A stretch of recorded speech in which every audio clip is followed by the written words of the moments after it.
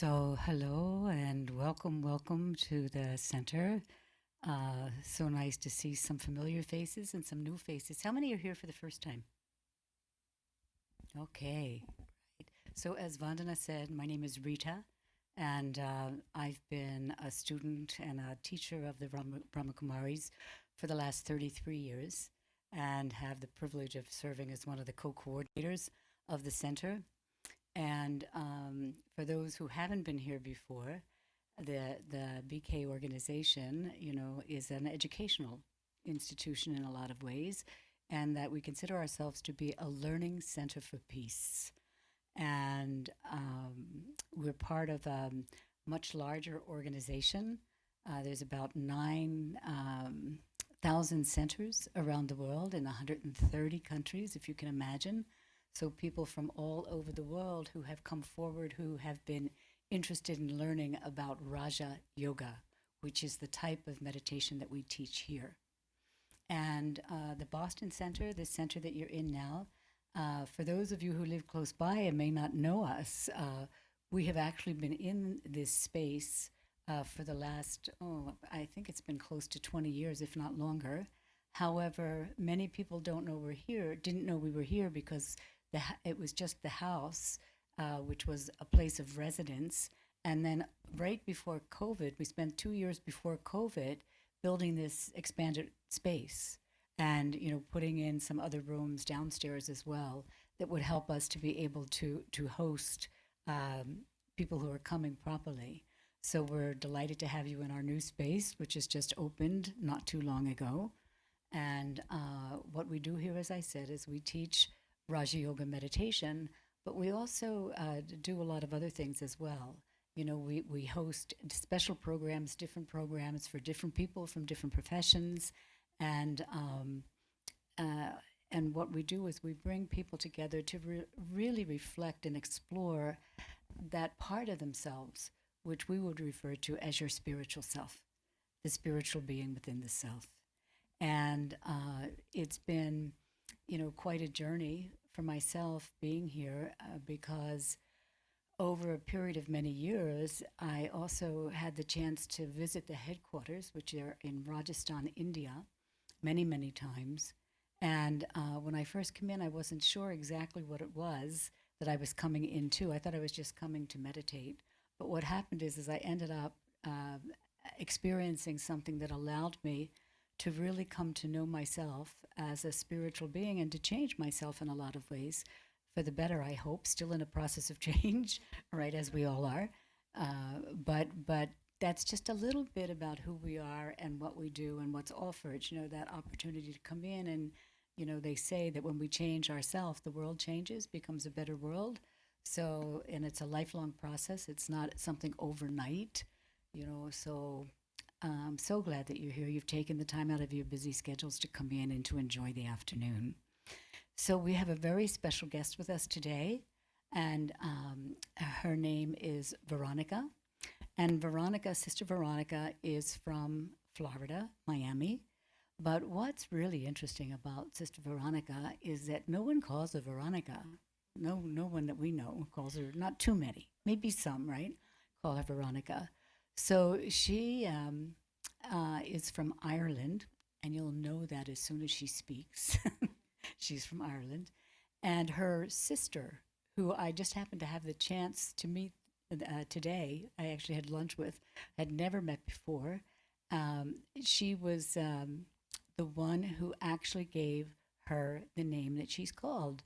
And her sister, Mary, was a baby, and she used to look at Veronica, and as a small child, she used to call her Wadi. So to this day, very lovingly, we all call Wadi Wadi. And Wadi has been with the Brahmakumaris for many more years than I have, maybe 45, is that right, Wadi? 40, 40, oh, next week, 46 years. So she came as a very young person and came in while she was living a life in Europe. And she has found her way, from Europe to the United States through one of the senior teachers who asked her to come to the United States and to open the space back in 1984 in Miami. And she's been in Miami since that time. But she does much more than her service in Miami. She's involved with the global level, the national level, as well as the local level in her service. And so she's going to be speaking with us this afternoon, which will be great fun to hear.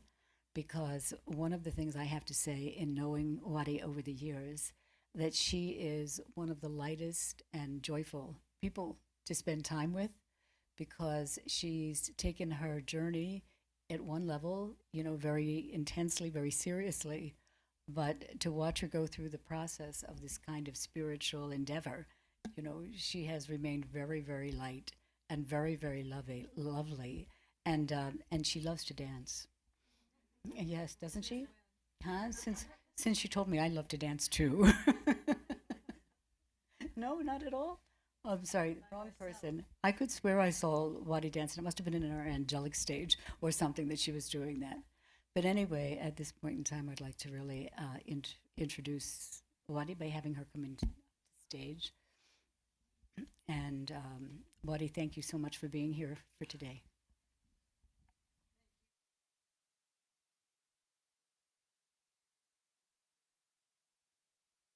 Very kind, lovely introduction. I'm thinking, do they really need to know all that? But that's one of the things, I guess, when you sit up front to give a talk, what comes more naturally for me is conversation, is interaction. And so conversation, interaction can still be had even if you're not saying anything.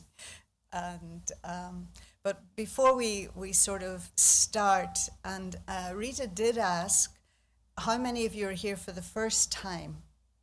I didn't see. Okay, special welcome to all of you. And secondly, how many of you have maybe done some of the lessons, attended some of the classes? Okay. And what about those of you who may be relatives or friends of someone who's already in the practice of Raj Yoga, the Brahma Kumaris? Okay, good handful too. So let me just start with a couple of minutes of silence.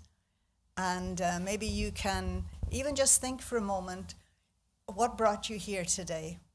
And the reason that brought you may be different when you leave. You might say, oh, I realize now what I came for, And hopefully it will indicate that you will come back again. All right, so just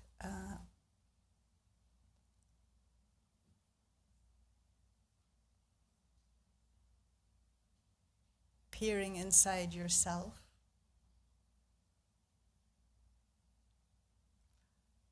Very hard not to be distracted by whatever's going on.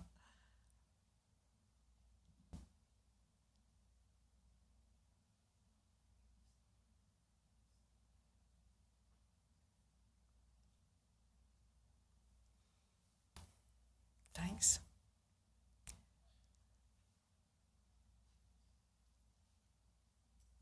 Do you have friends that you can converse with in silence?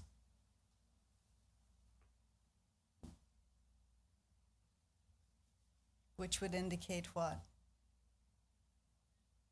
That they understand you, that they get you, that they pick up what you're thinking, what you're feeling. We have this idea in the culture I come from of Anamkara, the soul friend.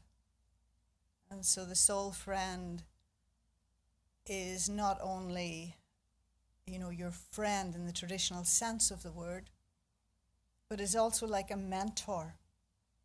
And of course, the currency that is always there in that relationship is that I always want the best for you.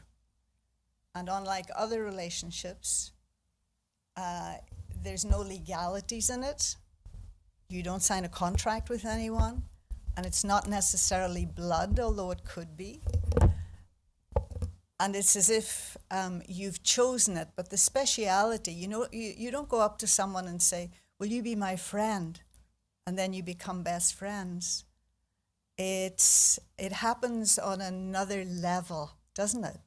And I would suggest that perhaps that it's older than whenever your relationship began, that it's like as if you're picking up a thread from maybe a past incarnation, or, well, essentially that, if you're okay with the idea of reincarnation. But do you have friends like that? Everybody should have a friend like that. And it's not just confined to one person. Doesn't mean because you have one friend that you can't have others also. There's no jealousy involved. And so it's the literal translation is friend of the soul, So who is your soul friend? Not S-O-L-E, but S-O-U-L, your soul friend. And if we're talking in terms of longevity, or we're talking even more in terms of eternity, then it has to come back to the idea of a being that is outside of this dimension, but is totally aware of me whilst I traverse this dimension. And the idea is that not only is that one there and always sees me in my truest form, even maybe more so than myself, but is always a support, perhaps, but like a guiding type of principle.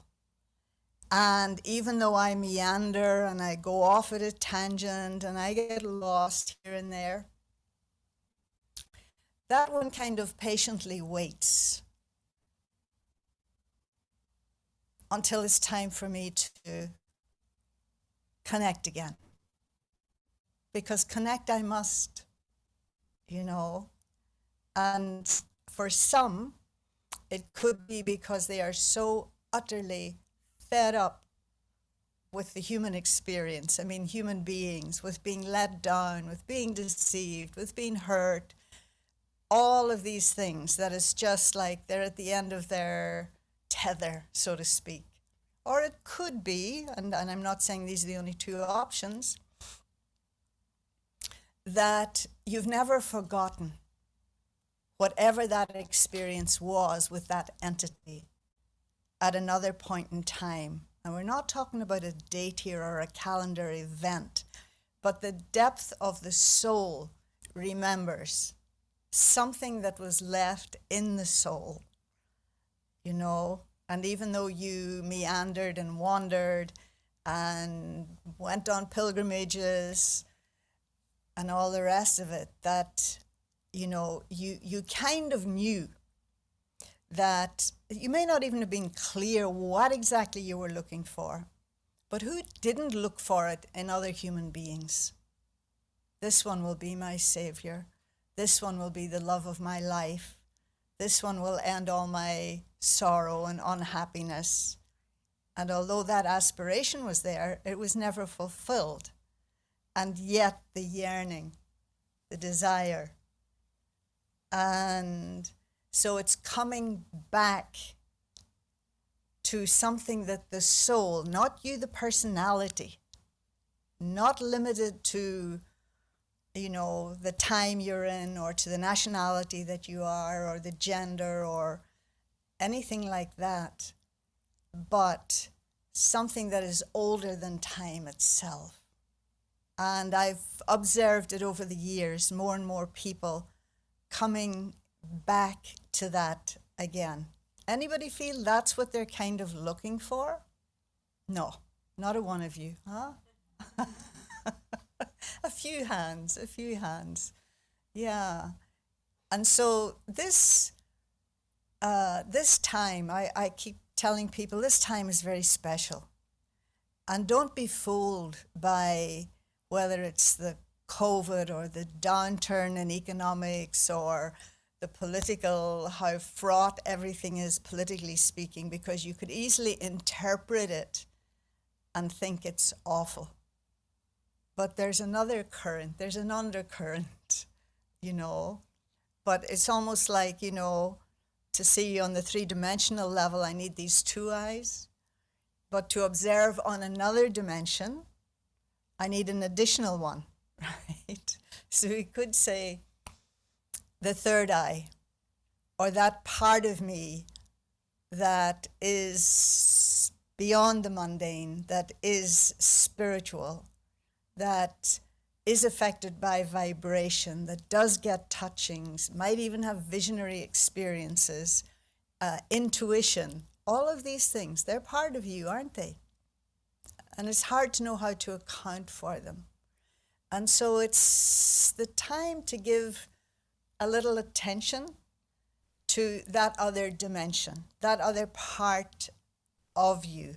And so I would have asked you individually, but there's too many to take answers from everybody. Why did you come this evening? What did you come for? To please somebody? No? In other words, you accepted an invitation. And this is one invitation. But that invitation is always there. You know? It's there on a subtle level. It's not a question of receiving a card or an email. Because the invitation is to what? Is it to be with me? Not really. No. It's to be with yourself. You know, and yourself that is maybe in a different kind of a way. I feel that's what time is asking, and I feel we're like on the proverbial tipping point of something new. And again, am I going to lean towards that new thing, or am I frightened by it? I was thinking earlier that the topic, I think, is the link of love, right? And I was thinking of various words like cooperation, caring, kindness, what else? Compassion. Wouldn't we say these are all aspects of what? Love, right? You may not be able to do all of them. You know, when somebody says, oh, you need to have love for everybody, it's a little too big for me. But you do know how to be kind, or even more simple than that, to be respectful, how to have respect for others. But there's like a certain number of qualities. There's many, many virtues, but they could all be put under like 4 or 5 headings. And we know when we're operating from that space that apart from, generally speaking, there's a generosity in it. There's a doing something good for yourself or for somebody else, but you feel well. You feel well in yourself for the doing, right? And so the opposite is also true. That there are certain things that, what would we call them? I'm not sure there's a better word than vices. Do we have a better word than that? But opposite of the values. You know, it's like, for instance, what might you say would come under the heading of anger? Think about the things that also constitute anger. Give me some. Resentment. Beautiful. Irritation. Oh, that one I know very well. Impatience. Aggression. Envy. Excellent. Yeah. And most of them, as far as I'm concerned, come from, at some level, having been hurt. In other words, and we're talking in very broad terms now, there are those, that department that you could say constitutes ego, the false self. The other one under the umbrella of love and patience and caring, that would constitute what we call soul consciousness. In other words, that which is inherent within you, that which was kind of placed there in some antiquity, and we've never forgotten it, and we do know the difference. One gives happiness and the other gives pain. You know, we know unless the ego is in its own defense and insisting that I slapped him because he deserved it, right?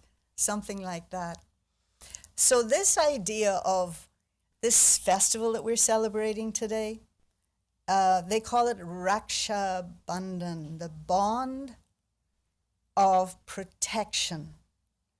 And so, I mean, which one do you feel you'll get protection from? From being loving or from being angry, from just manifesting ego? And we're a mixture of both, aren't we? We're a mixture of both. And so the idea of the bond of protection is that perhaps I can, I'm turning over a new leaf and I'm going to pay attention to these things. And to whatever extent possible, by being aware of this friend of the soul and drawing on that, that I can negate, diminish, or at least subdue to some extent the avarice and the anger and the attachments that just keep causing pain in my life. At what point do you decide I've had enough pain? Or am I so used to it?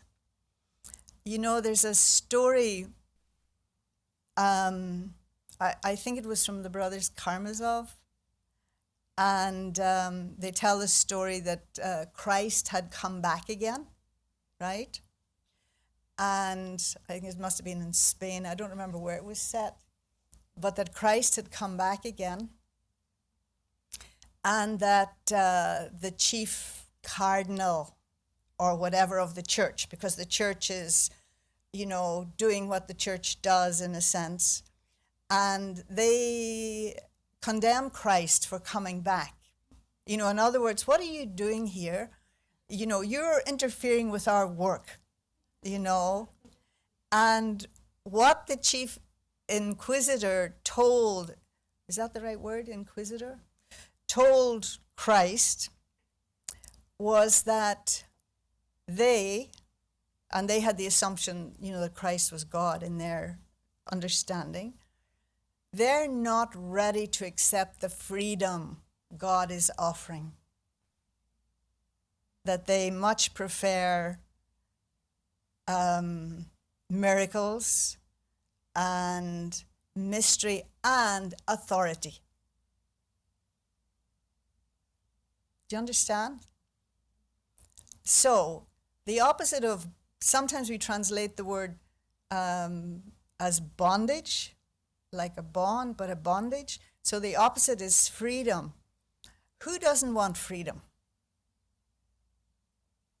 You know, earlier on today we were celebrating India's freedom, 75 years of freedom. But what does that mean? they were free from the Brits. But does that mean everybody is in the experience of freedom? No, because ultimately it's not a national thing, it's a personal thing. And so maybe just that thinking today as we go through this process of tying the thread, which is a reminder of the old, the ancient, the original relationship of you, the soul, and you may have so much covering yet that you can't even think about being a soul. You're so busy being, you know, the mother or the brother or the employee or the boss or whatever it is. And so meditation allows you into a space where you can, for the time being, drop those things, but then with a switched awareness, you can pick them back up again. and use them in a different way. So whatever it is, even all of these negative things, that they can be transformed. And so instead of like, what have you used your ego for? What have you used your ego for? Can I have a glass of water? What have you used your ego for? What? Oh, that's fabulous. Yeah, did you hear what she said? Using the ego for control, or I might say the illusion of control. Because the harder we try to control something, it simply shows how little in control I am, doesn't it? And so that we try to force others to behave in a certain way, be a certain way, so that I can be peaceful. Even saying, well, I'm doing it for your own good. Who hasn't said that to their kid? And so then what you create in people is fear of you, the resentment, all of these other things, and you will never get to see who they really are, because you can only accept them according to your modality, according to how you want them to be. So you will never learn from them. Thank you so much. You will never learn from them either. And so this thing of, perhaps it came up in our lesson today, if there's one thing, there's many things each of us can change, but to see the other as they are and be accepting of them. Because once again, whatever you do for and to the other, then that will also be done to and for you. Not that you would do it for that reason. And so, let alone not learning or understanding who the other person is and the gifts that they bring, you're in your own little box, you know. And so, isn't that the bonds that we want to break? Don't you want to see a bigger version of your own self? A version that is less controlling, less hesitant, and that is, you know, very easy just in the expression of being your own self. And so this thing of deciding and not to see faults in others, possible? And control is very much that thing of, you know, it's like, I gotta change this thing in you. But not seeing, you know, for my own self, I like an easy life.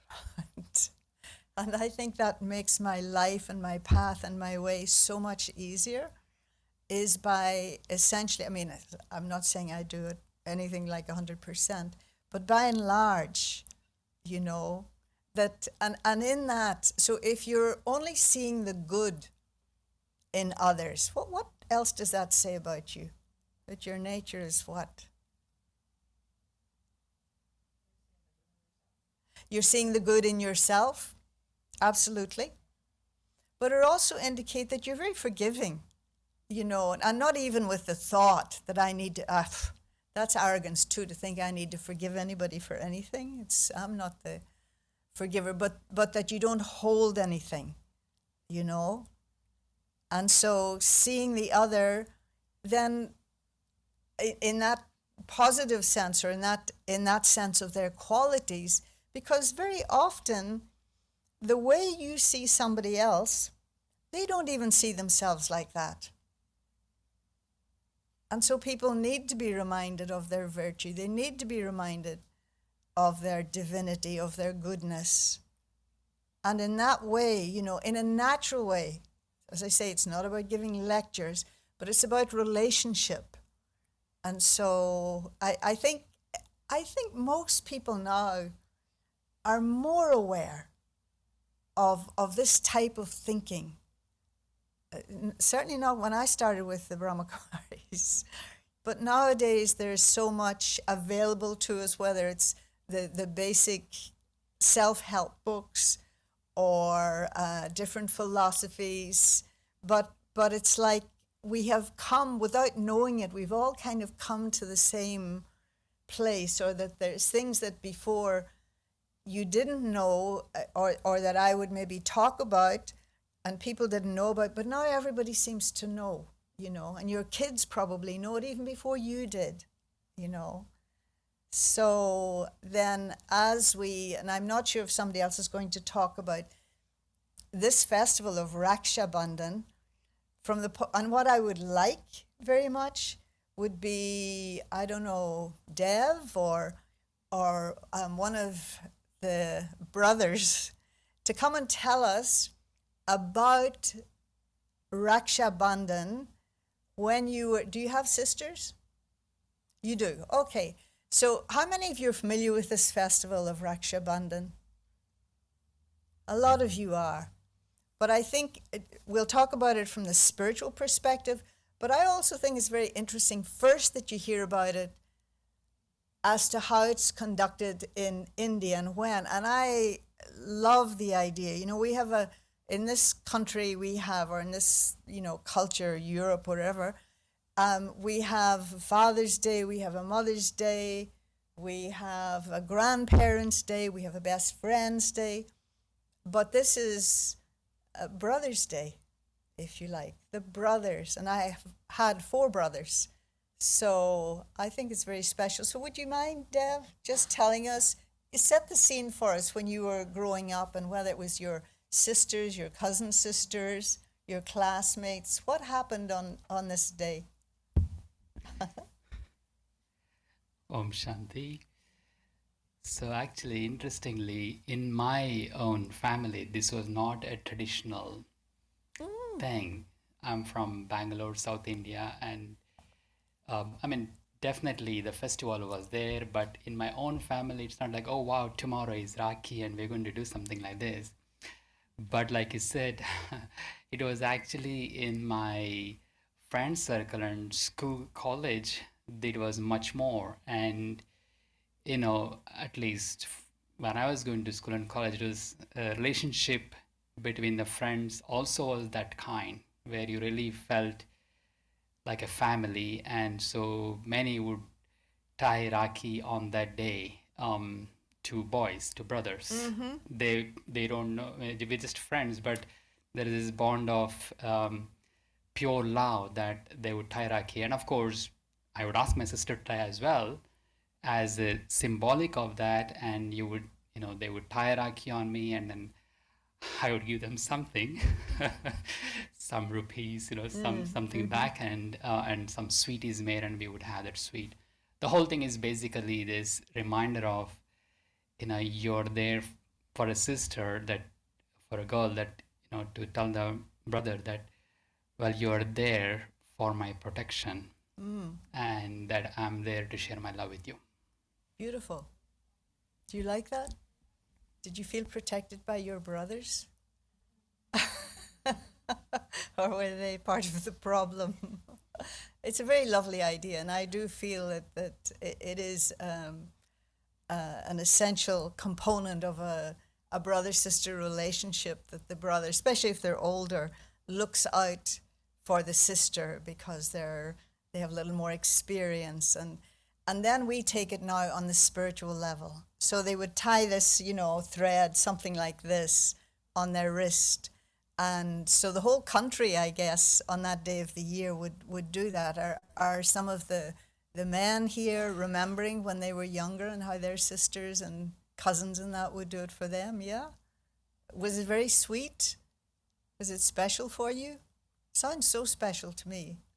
But here we rather take it onto that other dimension that I was speaking about earlier, because at the end of the day, the Rakhi, the bracelet, nowadays, because we're all over the world, right?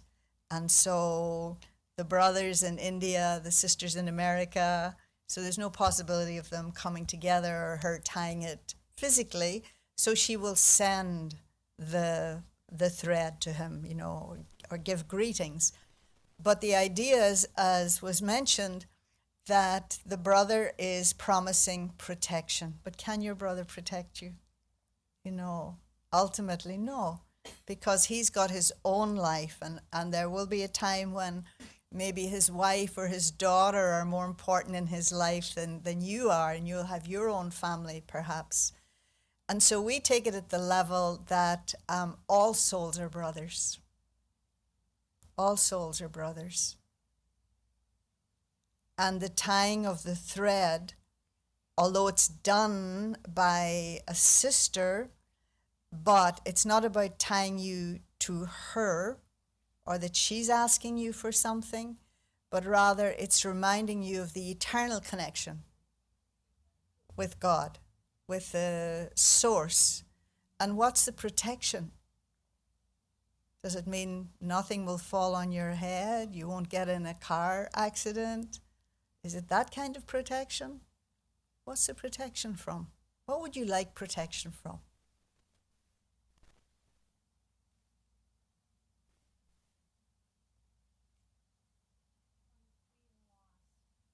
From feeling lost, being lost, being lost. Wow. And not loved. Amazing. Very interesting, because the lessons that are taught here, the sign off every single morning is the greeting to my long lost and now found children. So that idea of like a spiritual parent. What else do you need protection from? That's nice, thank you. What? The vices. Most people don't even recognize the vices, I think. You know, they're so integrated within the personality. How about illusion? Deception? Fears. Protection from fears. Yeah, the fears, the worries. Protection from denial, self-denial. Yeah. Mostly, I think for me anyway, it would be protection from, as I say, something within my own self that will be in denial of whether it's the truth or what I've seen many times. And I don't know if you will relate to this, but, and then we'll start our Reiki, but where you've maybe presented yourself believing that something was your virtue or your quality, and then through through some inner work, just happenstance, you discover that it wasn't really a quality, it was just hiding something a little bit ugly.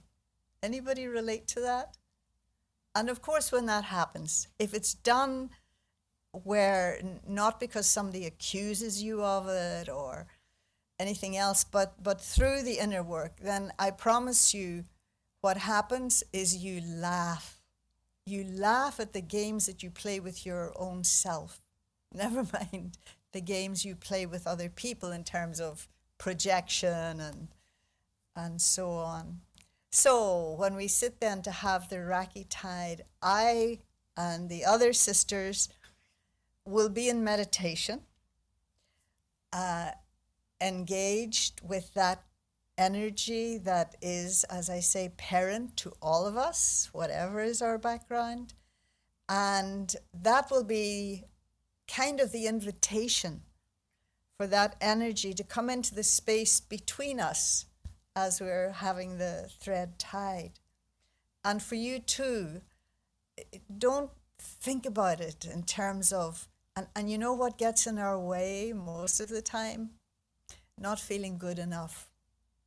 Not feeling good enough, or the opposite of that, I'm better than, which is the same as not feeling good enough. They're both from the same, two sides of the same coin. And so to just, and you know what I think the consciousness to sit with, if it's easy? The child. We were talking about those original qualities or values, and one of them that I'm particularly keen on, we often use the word purity, but that's a big word. Innocence. Do you relate to innocence? Are you aware of your own innocence? Yeah. You know, you intuitively know at the heart of you, you're not guilty, you're not lacking, you can't be accused, you can't be put down, that I am innocent not that I'm innocent of having done something, but like a child, that's just my nature. And with innocence, what other things will come? I think one of the foremost ones is trust. You know, I am innocent, therefore I trust, you know. And so just to sit with that consciousness and accept the thread from that purest source of energy. And if you feel to, then you can even make a decision for yourself that this one thing kept tripping me up. This one attitude, or, and again, you mentioned control, something, I'm going to be aware of it. I'm going to be aware of it. And automatically you will get help in finishing it. All right.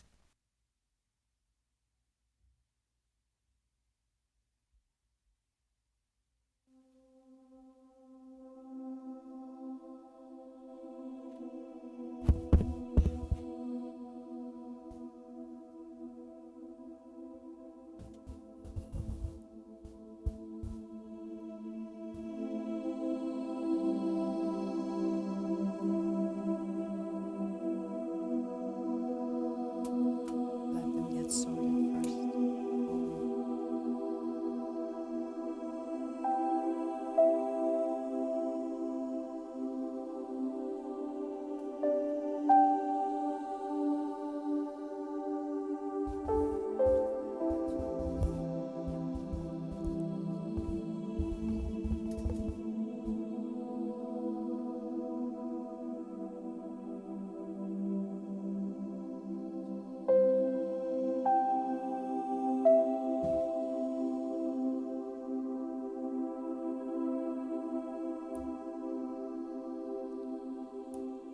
The feeling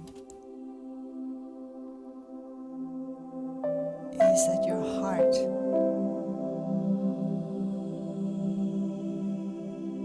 is acknowledging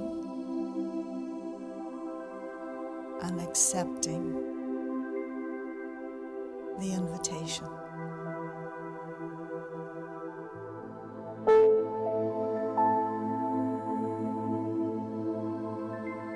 To come back home to yourself.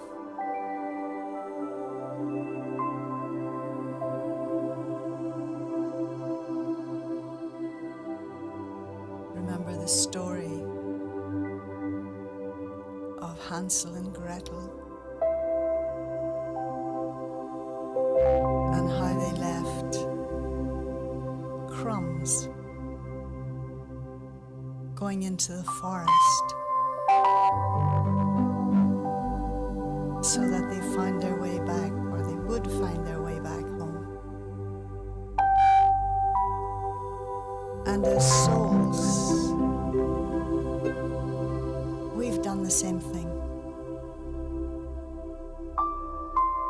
Sometimes we've ignored the crumbs, these little reminders. Go in this direction. Stop what you're doing now. Signs from the universe, from what you read, from what you listen to, amongst all the other noise. The little voice, never rude, never insisting, but gently encouraging. Remember. Remember who you are.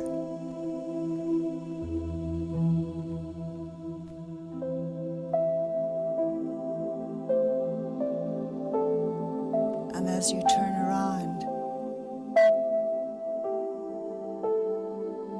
in the forest, and perhaps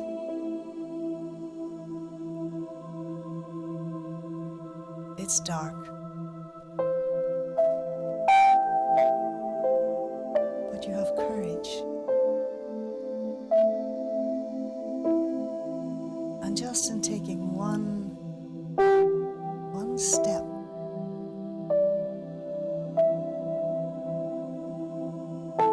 it's as if a light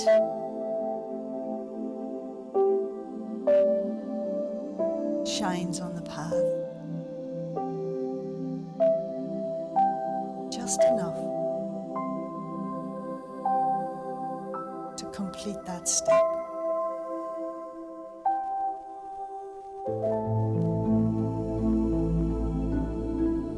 It's the return journey.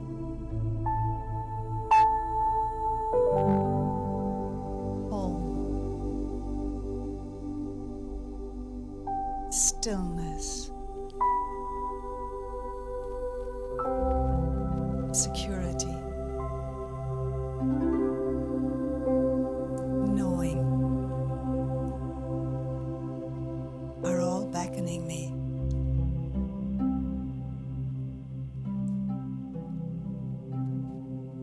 And finally, I let go.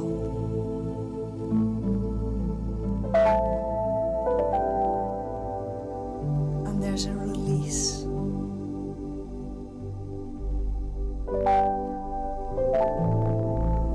And the lightness comes.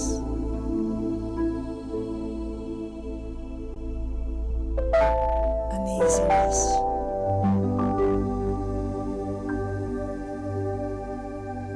Why did I think it would be so difficult when it isn't?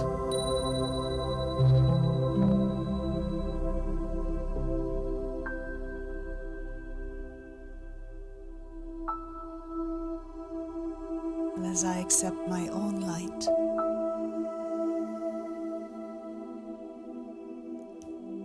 everything around me is bathed in that same energy.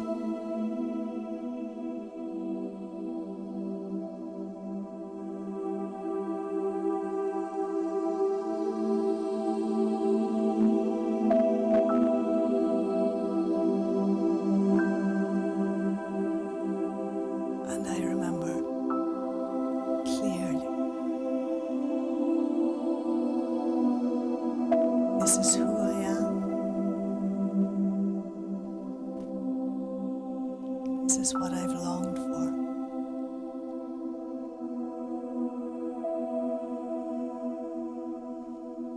And being at home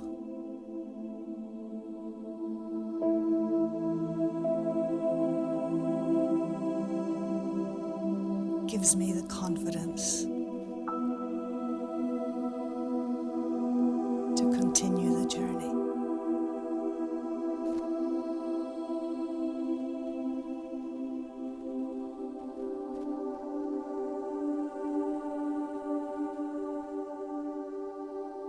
And so the little child, secure in the embrace of divine love,